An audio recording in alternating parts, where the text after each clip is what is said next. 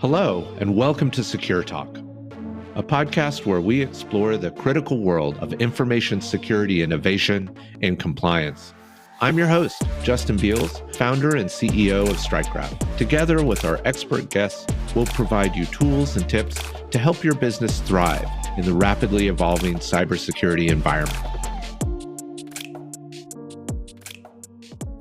Hello, everyone, and welcome to Secure Talk. I'm your host, Justin Beals. In 1999, I built my first server to stream video content online. Within hours, millions of people tried to access it simultaneously, and the hardware literally caught on fire. I learned something critical that day. The best security and resilience solutions don't come from having the biggest budget or the most sophisticated tools.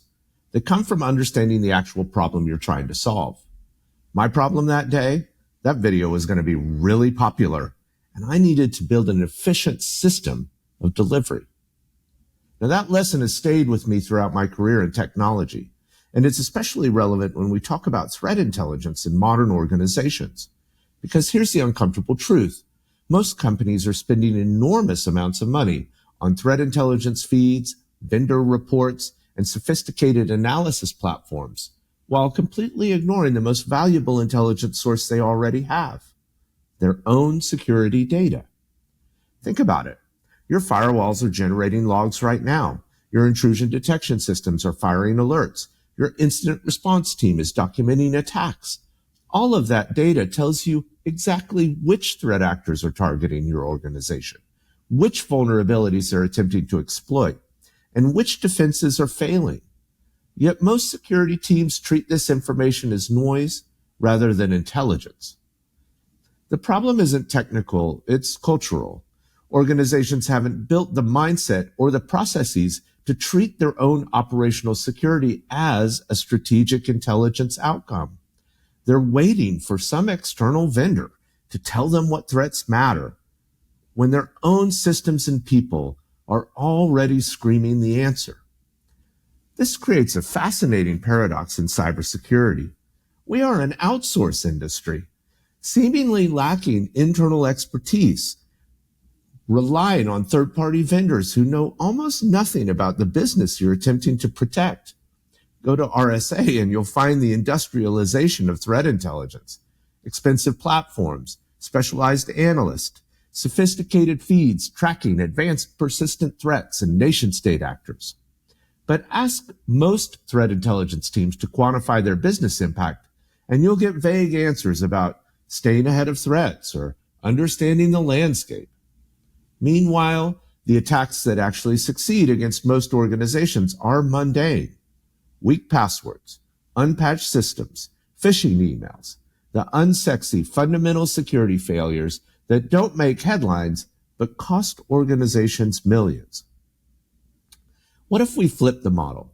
What if instead of starting with abstract threat intelligence about sophisticated adversaries, we started with the concrete reality of what's actually attacking us right now? What if we built threat intelligence programs that directly prevented fraud, saved customer money, and could point to a specific dollar amounts they'd protect? Wouldn't it be interesting for threat intelligence to be focused on your business, not the rest of the world? Well, that's exactly what our guest has done throughout his career. And watching him do it has been one of the privileges of our friendship. Joe and I go way back. We both grew up in Atlanta, spending our youth at punk shows and tinkering with computers. We shared that particular intersection of counterculture and technology that shaped so many of us in the 90s. Those basement shows and late-night hacking sessions taught us both something important. The most interesting solutions often come from questioning conventional wisdom. Joe took that punk rock ethos into his professional life in ways that I deeply admire. He's never been content to just follow the playbook or accept that this is how security is done. He's always asking the harder questions. What actually matters? Who are we really protecting? And how do we prove this works? Today, we're joined by Joe Rossi, who considers himself a threat-informed defense specialist. Joe has built threat intelligence, threat hunting, adversary emulation, and detection engineering capabilities for organizations in finance, technology, and legal sectors. He's held roles spanning systems administration, incident response, and vulnerability management. Most recently, he was senior manager of offensive security for Zions Bank Corporation, where he was responsible for incorporating threat intelligence across multiple business functions. This included enhancing the organization's fraud detection and prevention capabilities, saving the bank and customers millions annually. Joe thrives on collaboration and is known for challenging conventional cybersecurity thinking, seeking input from stakeholders who are often overlooked by traditional information security programs in order to create optimal business outcomes and better adaptations to the changing cyber threat landscape. He holds a Bachelor's of Science in Information Technology from Western Governors University and several SANS and industry certifications, but considers himself an autodidactic when it comes to technology. His real education began the day he dialed into his first BBS. Currently taking a break between roles, Joe is developing new skills related to generative AI and threat intelligence, exploring his new home in the Pacific Northwest, and baking more bread than his wife, 2 cats, and he can reasonably eat. Join me today as we explore what threat intelligence actually means when you strip away the vendor hype, why the most valuable intelligence often comes within your own organization, and how to build security programs that deliver measurable business value rather than just checking compliance boxes. Thanks, Joe, for joining us today. Joe, really appreciate you joining us on Secure Talk today. Thank you very much for having me, Justin. I think we should admit to our audience that we're not just professional acquaintances, but friends, neighbors even. That's right. Yeah, it's been really fun to grow our friendship. And of course, I figured, man, so smart about some of these security things. I really want Joe to join me on the podcast someday. So I'm grateful. We're traipsing into professional world from our friendship area. Yeah. I appreciate you giving me that much credit. I mean, we're kind of on different sides of the spectrum here, but yeah, thanks for considering me. Of course. I mean, I think what you do is absolutely intriguing. And as someone that has been a software developer myself in the past or network engineer a long, long time ago, I mean, I find your particular expertise really, really interesting. So let's start with a little background. Your career has been working around malware analysis, threat intelligence, and lately you've been leading offensive security at a major bank in the United States. And I'm just curious how you ever got to this kind of work. I think the path was windy, not straight. Yeah, you're absolutely right about that. I mean, from an early age, I think my mom was the most pivotal person in my life when it came to like pursuing technology. We always, did camping and had kind of educational vacations. They weren't boring. They were fun. I know it sounds boring, educational vacation, but she always had instilled in me to like explore and check out new things. And then I guess my mom's boss, he passed away a long time ago, but he ran a BBS. And so very early preteen years, I dabbled in that. And that's really what got me down the path of kind of technology and security, things of that nature. Do you remember your first computer that you ever had? I had a 386. I had 386, I think DX, or it might be just 386, but 386, 486. I went through all the iterations. Mike, who was my mom's boss, he helped me kit it out. And that's where it really got started with things. So cool. I mean, those early BBS days, I had Prodigy. That was the first one I started using. Or we were war dialing things just to see what would come up. I spent a lot of time war dialing. I probably should not have been doing that, but I did spend a lot of time doing that. And playing fantasy baseball on Prodigy. I just remember spending hours on hours playing fantasy baseball for some reason. I mean, it was an early internet in a really intriguing way. I found Prodigy, like you could find games on there and people to connect to and content and news. And yeah, it was intriguing. Yeah. Yeah, it really opened up my eyes to like the interconnectedness and the information. Yeah. So now, you and I in our discussions, I know you'd be very passionate about building. Like, I think both of us, one of the things we probably love about computer science broadly is that we get to create things that didn't exist before. I certainly was interested in creation, whether it be, my early liberal arts days in theater onto software. Um, what drives that builder mentality in you? What do you think really entices you to want to create? I would, if I'm going to be very honest, um, it was primarily because I wanted to create the type of job I wanted to do. Right. So, I'm not a software developer. I don't build everything from scratch, like the foundation sticks, uh, just building from nothing. I really saw the need for organizations to have these functions, right? Like threat intelligence and threat hunting and detection engineering in order to kind of combat the emerging threat landscape, so to speak. And they didn't have it. And so, it was kind of creating out of thin air, out of necessity, but also that's what I wanted to do.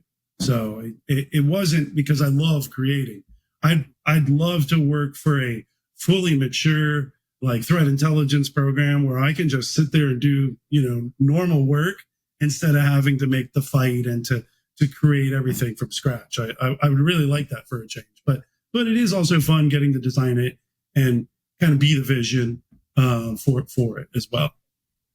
You must have a critical muscle in that. You're like, this is missing. It must be fixed. I am a complainer. I am probably a manager's worst nightmare. But you know what? And this is a resume question answer, interview question answer. But I complain a lot. I always have a solution, though. So that's what I come with, right? Yeah, it's interesting to me. I of course have done the founder thing quite a bit. And I think people think, oh, you must be really into business and making a lot of money. And don't get me wrong, I'm interested in making money. But I think similar to you is I just wanted a place to work that I thought was different and unique and creative and had a great culture. And so my passion around building companies didn't come from, the capital returns. I wasn't that type of college student. It was like, I want to wear JNCOs to work.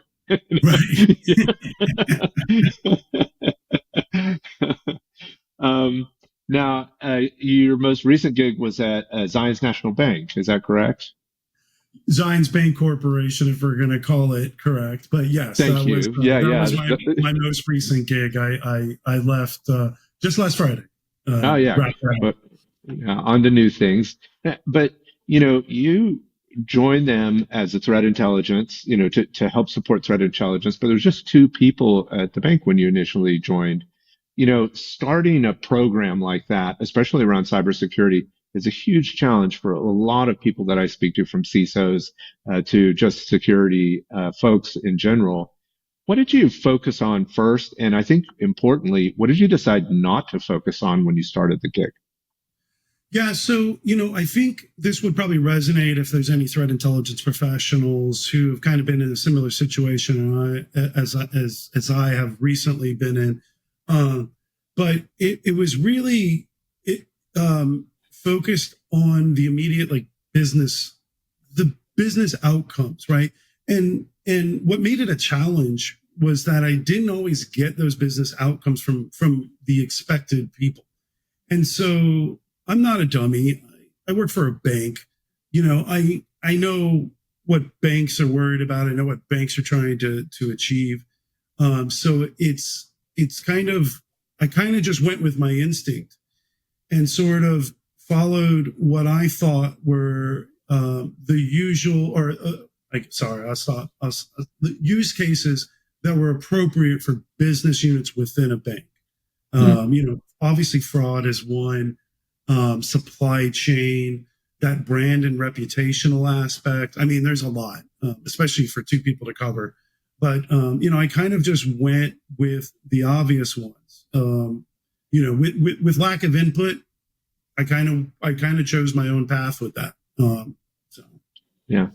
I think that's incredible in a way because it's easy. You must see this with colleagues sometimes where the thing that they focus on initially is their favorite aspect as opposed to what might be impacting the business. Like my favorite tech to implement is a security operations center, or, my yeah, favorite concern is encryption. So I want to upgrade all the encryption. But that might not be the biggest risk area or business focus area for the group you're supporting. yeah, and I think but I think that taking that route is, I guess I've been working in this business long enough where, I know that's not going to wow anybody. That's not going to bring ROI very quickly if I just focus on what I think is the most important or the sexiest or the funnest. Because in most places, most people think their area is the most important. And with CTI, with threat intelligence, what I come up with isn't the most important thing. It's what my stakeholders want. And so I have to treat everybody like everything that they have is the most important thing.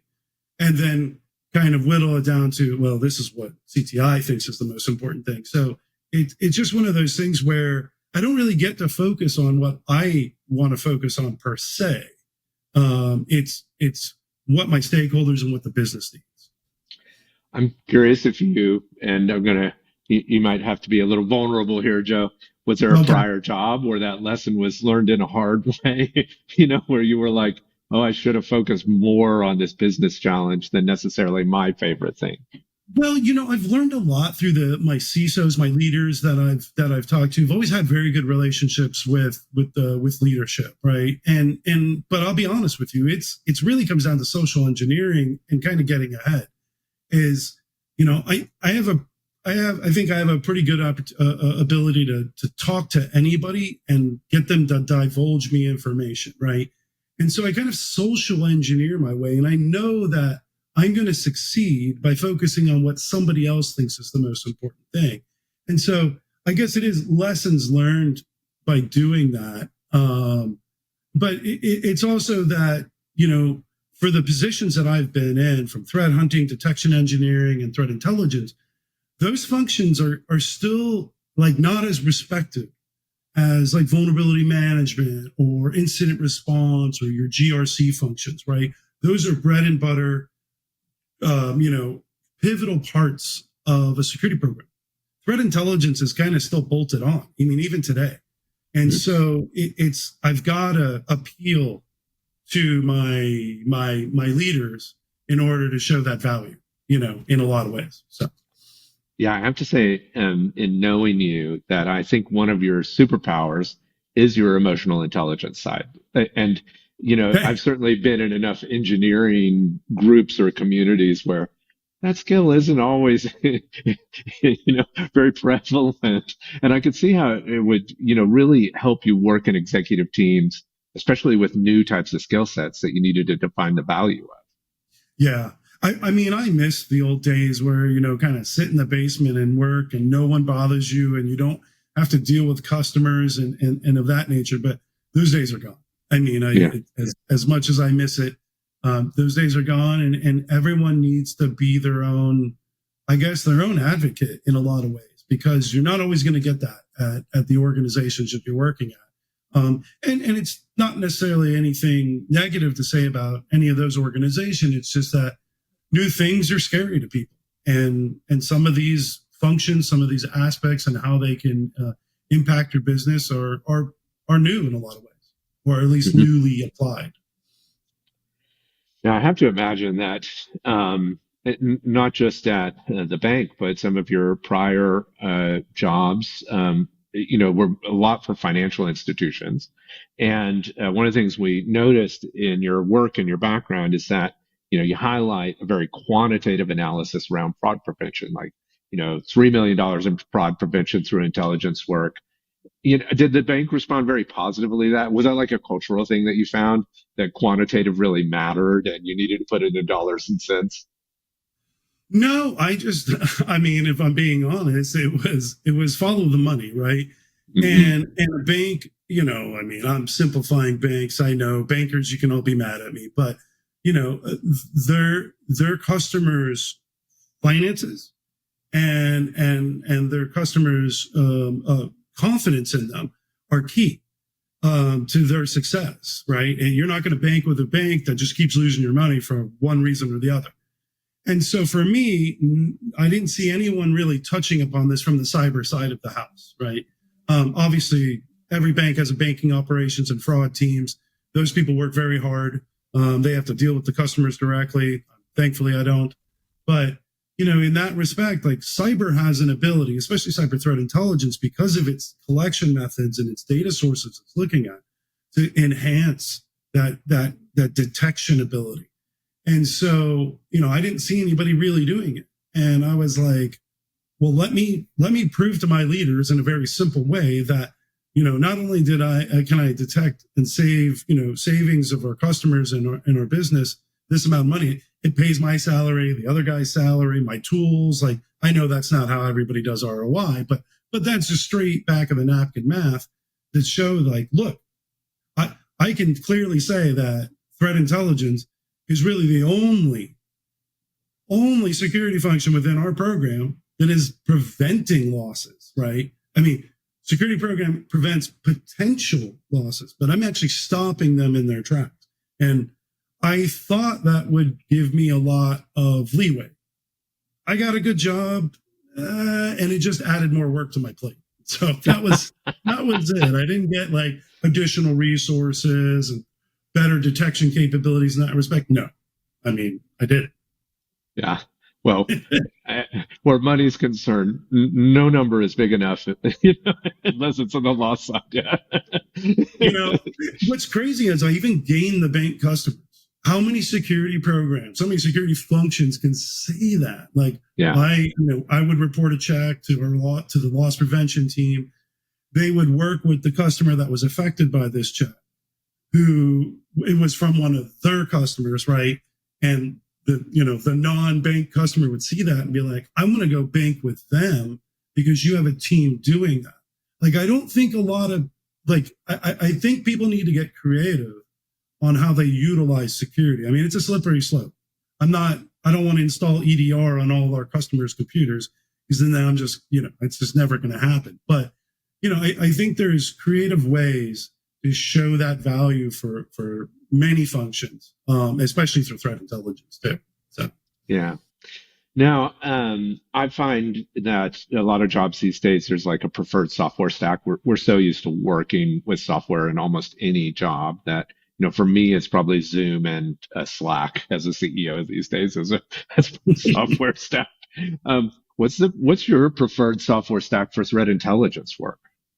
Well, I mean, are we talking vendor names here or just keep it general?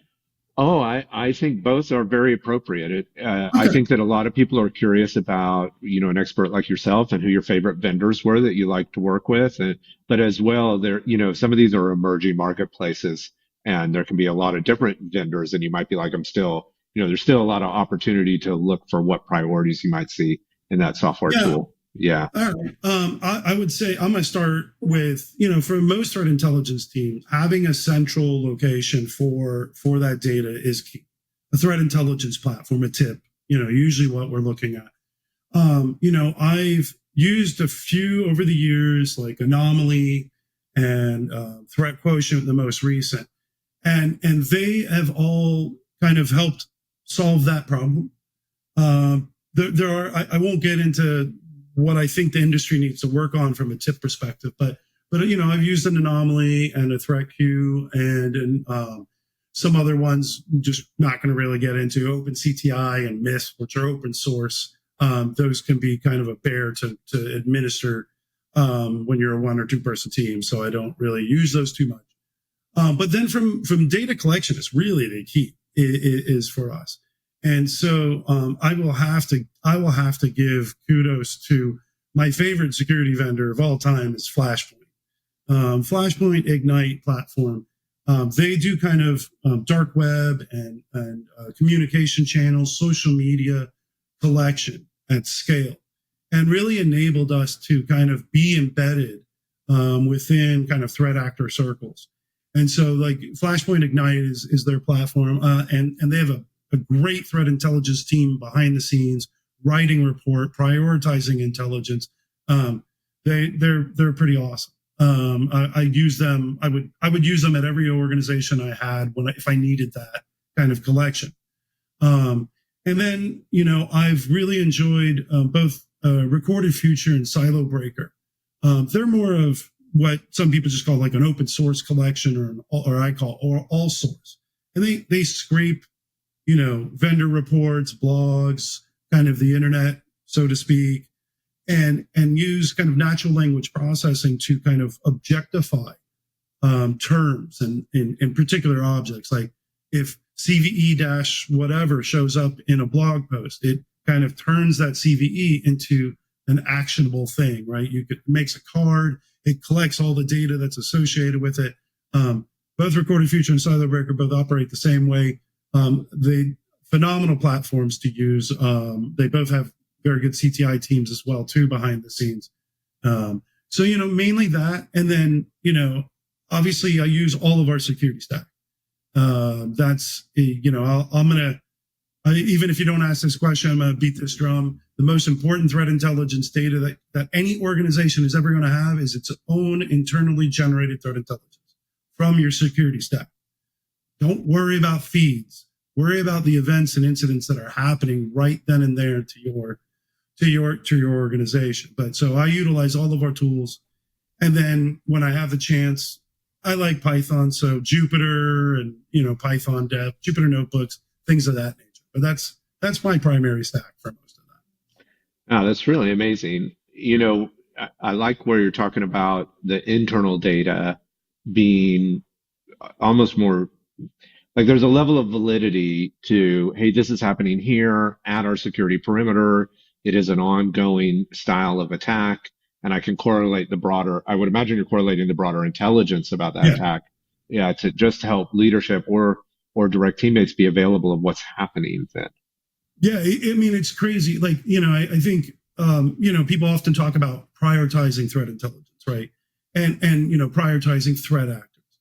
The threat actors that are attacking your organization, those are your priority threat actors, right? Now, attribution is hard, so you may not know their name, but you can still discern intelligence, discern data from that to be able to like, okay, so-and-so always tries to DDoS our website at 4 p.m., right? And so like you can start to build profiles for these. It's not going to be sexy scattered spider, Fin7, APT41, but those are the ones that are coming after you now. The ones that are in the news, you don't know if they're coming after you ever. And so it's like, it's prioritizing that. I've been in many organizations who don't iterate off their own data. Like, where should we create detective and preventative controls? Well, look at your incident data. You have incidents only in data, for your websites. Well, then maybe you need better WAF controls or whatever it is. And so it's focusing on that. And that's kind of where I've done a little bit of not just threat intelligence, but kind of the detection engineering and the threat hunting aspect is kind of highlight those immediate, fixes really. Yeah. As you talk about the role, I'm struck by kind of the amount of interconnection required across the organization, other than your wonderful personality and ability to have a great conversation, which you have gifted to me from time to time as a friend. Are there other tactics that you thought about between like leadership or security operations center team or vulnerability management or fraud? How do you endear yourself in a way to those groups? I think part of it has to do with my experience. Like I've worked in a few of those functions. I've mainly been on the blue team side of the house. GRC and risk, I just haven't found it very particularly interesting, so I don't usually dabble there. But, for the most part, I understand what everyone's kind of objectives are, or at least ask them. I mean, that's a simple way to go about it. But, asking, potential stakeholders about their needs. Hey, what do you do for a living? How do you explain it to someone else that may not be as familiar as, I am? And then, kind of brainstorming with them and talking with them. It's really the secret to getting to know anybody is ask them about themselves. Everybody loves to talk about themselves, and that's no different in the workplace. And so that's kind of how I go about, soliciting that information and forming those interconnections. I also play a little bit of matchmaking because, oftentimes a team will tell me something that they really need to tell another team. And, I kind of try to play matchmake. Hey, do you think that, the supply chain needs to know about this or, from incident response, right? And just kind of marry whoever to whomever whenever possible. So I always try to be that ambassador, I guess you could say. It's I'm struck by the breadth of the gig in a way. That must also be a challenge, right? Like you can't serve everyone's desires all the time in every way. Expectation setting must be difficult at times, It is. I mean, obviously, leadership, takes whoever, signs my paycheck gets first, right? Dibs. But it is quite challenging at times to do that. I've often been very, let's just say, under-resourced. And so it's difficult. I've not succeeded at doing that all of the time.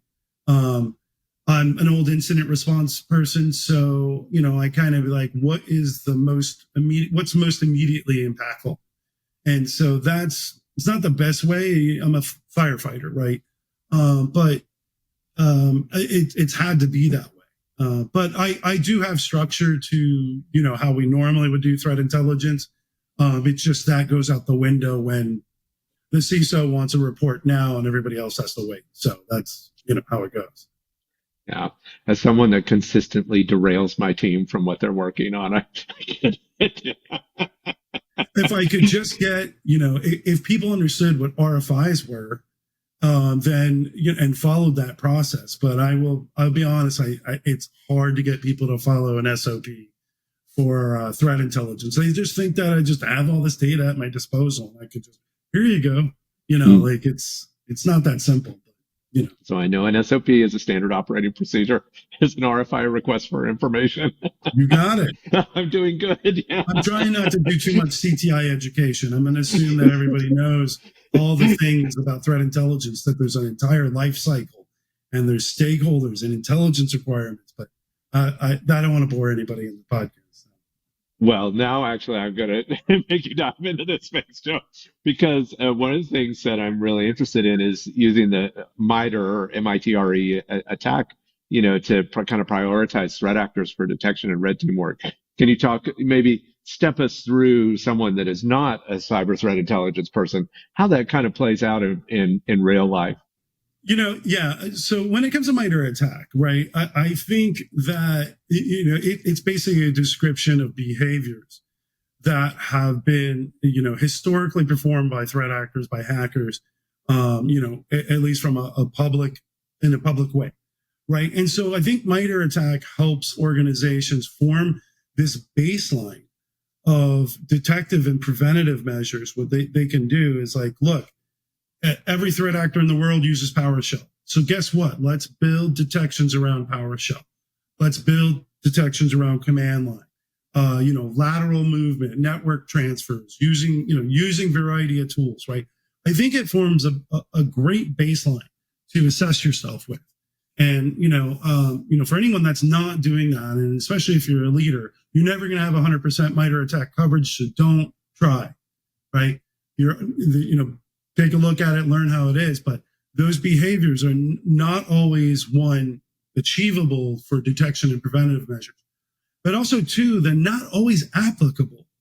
And this is something that, helps with prioritizing threat actors and their tools, tactics, and procedures, or TTPs, is that if you don't run Windows in your environment, you can rule out all of those TTPs.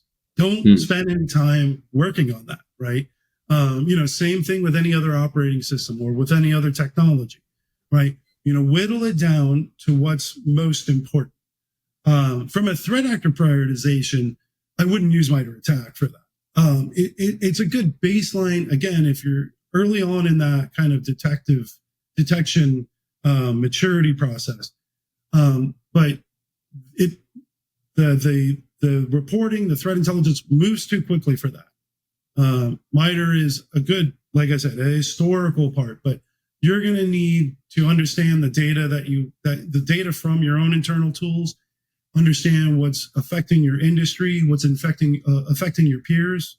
For any organizations that aren't part of the ISACs for your industry, it's not terribly expensive. I highly suggest that you play a role in that. You can learn a lot from other organizations within your industry that way, with the information sharing and the collaboration that occurs there. It can add as a second layer of defense, really.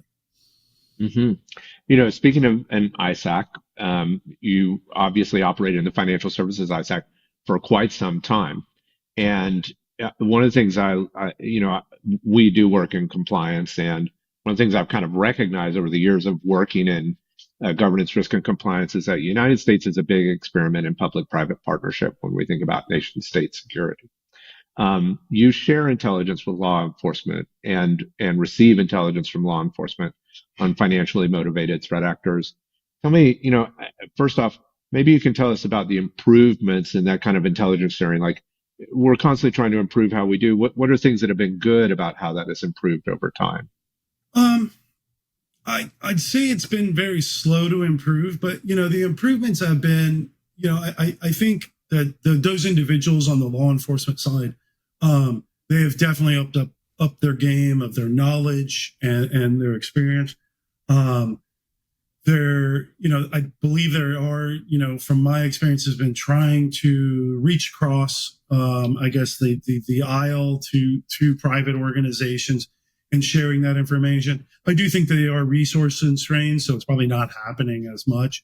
But that collaboration with private versus the public sector, I think, has increased. And you see some big wins at times when they take down dark web forums and take down infrastructure related to threat actors. It's oftentimes very glossed over because in a month or two you'll see that threat actor's back. I mean, it's a game of whack-a-mole constantly. But I mean, I think you still got to keep trying. So I think that's been a positive thing.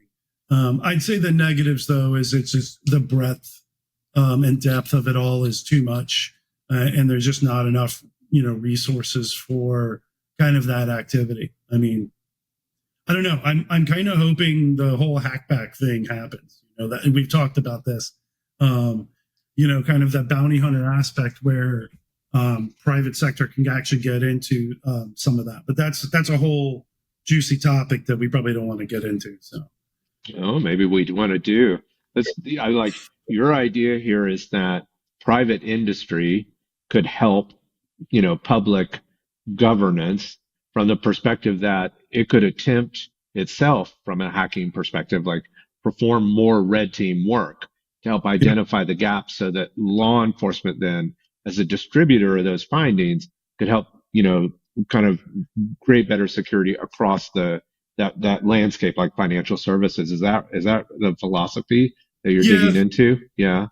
I would say, just to kind of assist more with attribution I think there's potential for taking down infrastructure. Like, if you can control the infrastructure that's being used by the threat actors, that might stem the tide, especially in kind of an immediacy situation. Obviously, I don't expect the private sector to go to another country and extradite or anything like that. But I do feel like that there is some possibilities for the private sector, private individuals to kind of assist with some of those efforts instead of just the big names. So, I mean, certainly private industry has caught on to this. I think I read recently that Apple dramatically increased their bug bounty top end to $2 million. So they're obviously seeing a lot of value in paying people to test and quality assure their infrastructure, because it's impossible to have enough people to do it internally or be as creative internally, right? Yeah, no, I think the crowdsourcing of a lot of that kind of security has been overall beneficial for many organizations, many institutions. Yeah, you just don't have enough people, and plus it's also a mind. I think it's a mindset. It is that most organizations hire the same person, right?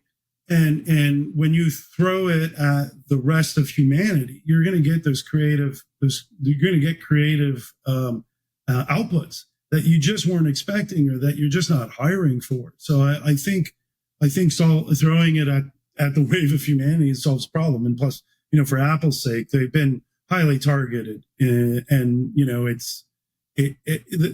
time and time again they're targeted for espionage reasons. I think they want to button that up, and I hope they do, because they've seen a lot more activity. Now, I'm just curious if it felt strange. You and I share a background. We're old punk rock kids. Didn't necessarily see ourselves operating in corporate environments at times in our life. Was it strange to work with law enforcement from time to time? We were like, man, how did I wind up on this train? I guess so. It was just really more strange to work in the financial services industry in general, right? I mean, my first job after, in my 30s, going back to technology, was for the New York Stock Exchange.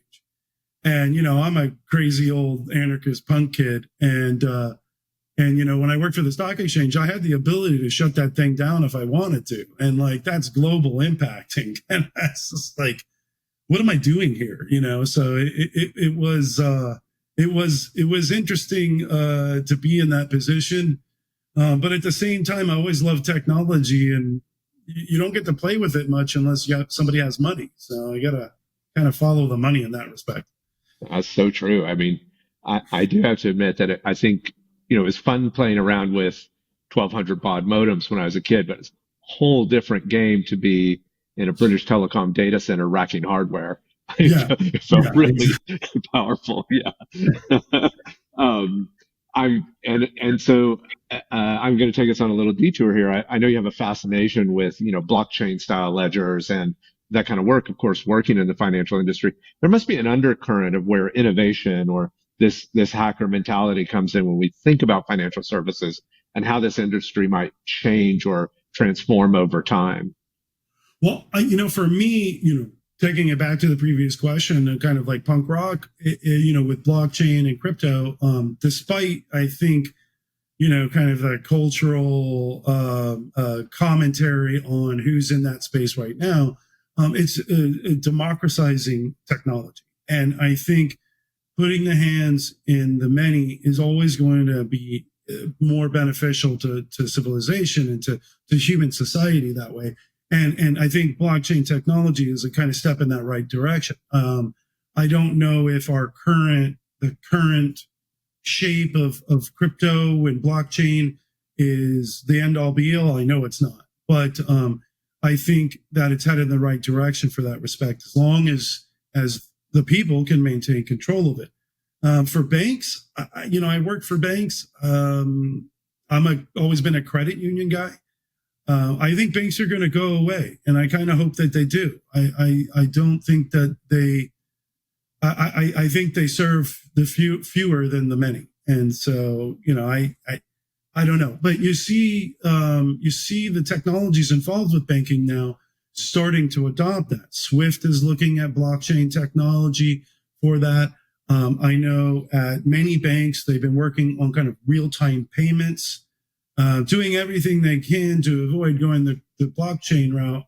I know CISOs or CEOs who absolutely abhor it, but they're headed in that direction. And so, but again, then you have other banks, bigger banks who are investing heavily in it.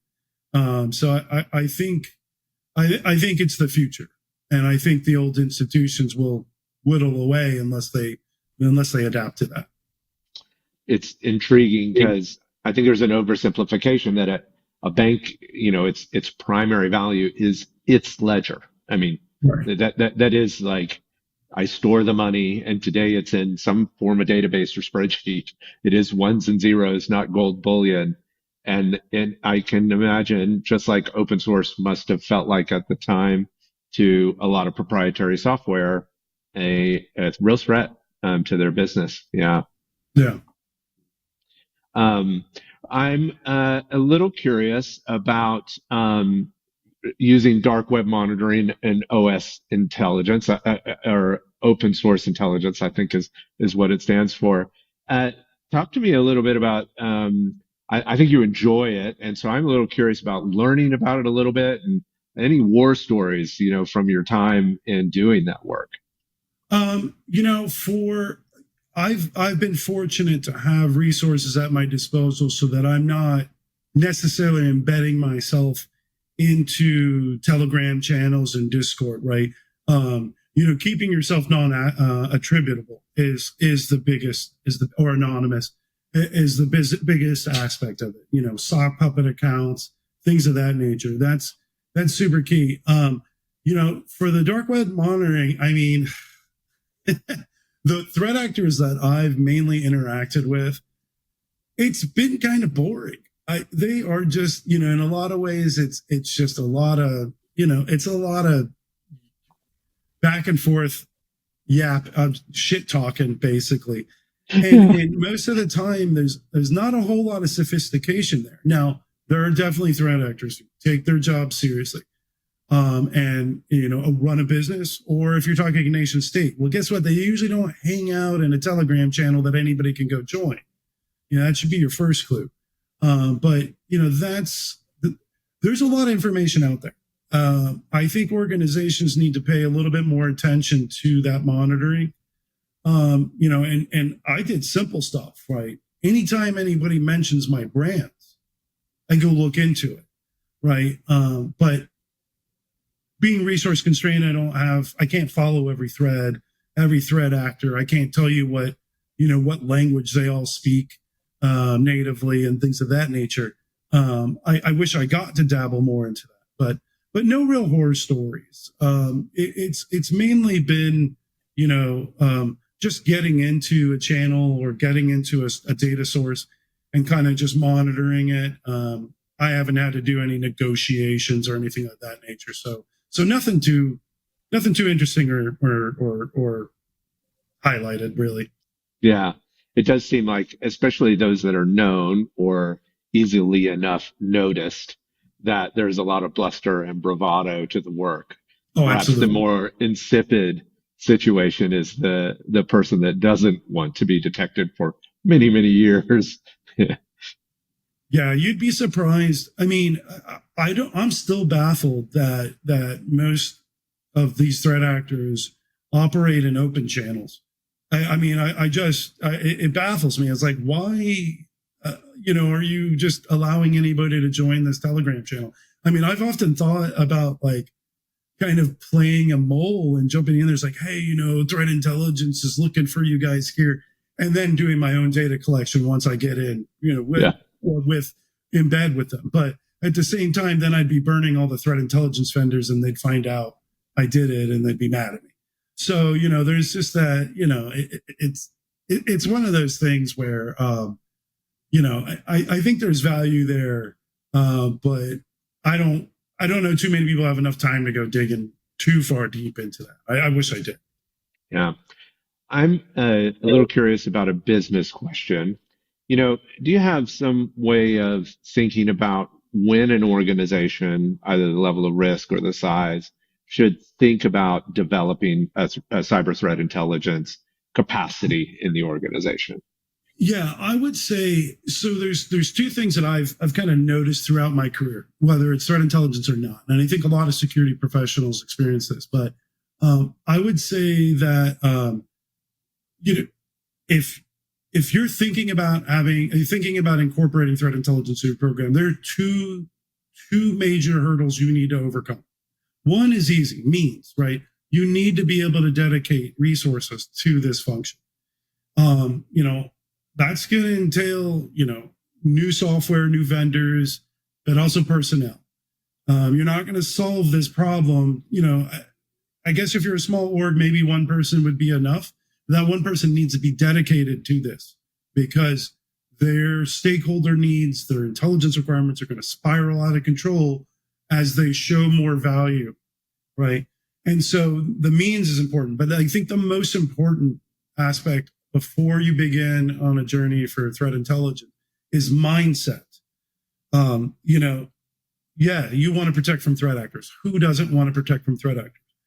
But if you and your teams, your operational teams, your engineering teams, your strategic leadership, your other business units aren't ready to work with threat intelligence teams, providing them input, providing them feedback, giving them data, your threat intelligence team is just going to be yelling in the wind about things it doesn't really know about.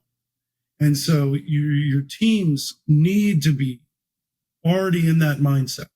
I spent a large amount of the last 3 years arguing for threat intelligence instead of doing threat intelligence, trying to solicit from stakeholders who were like, oh, we don't need threat intelligence, or I don't know what to tell you. I don't know what the threats are, Joe. And it's like, if those people don't understand what's most risky or dangerous to their function or their business unit that they're responsible for, I mean, one, CTI is not going to solve that for you. And two, you maybe should reconsider who's over there, because they should know what's the most dangerous aspect to the organization from their area. Like, you have to have that mindset of that.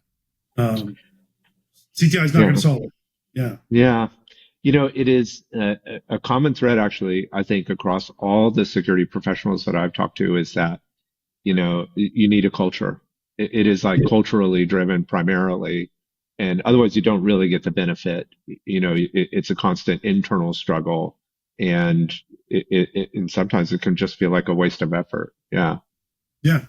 No, I've spent, it's, I think many, I can't speak for every function, but for a lot of peers that I've talked to from a threat intelligence perspective, spent a lot of time shaking hands, kissing babies, that kind of thing.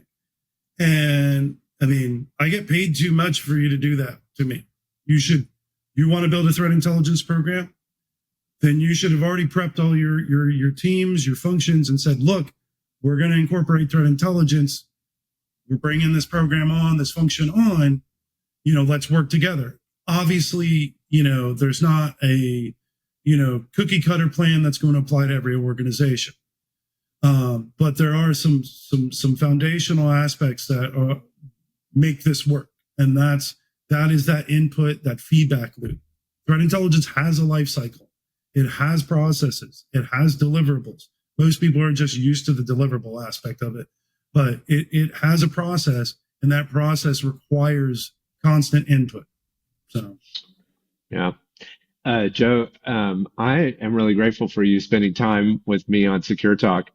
Selfishly, I've finally got a chance to talk with you deeply about something I was super curious about, which was your job. We're dear friends. We have a great time at dinner, but there's other social things and no one wants to hear us chat about it. Right. So, yeah. The nerds at the table. Yeah.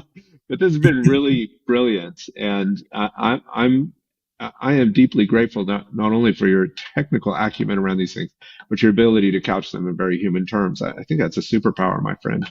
Yeah. Thank you very much. Yeah. Well, thanks for joining us today. And we'll be sure to talk again soon, especially as things are changing for you in the future and as the threat intelligence landscape evolves. Thank you very much for having me, Justin. I appreciate it.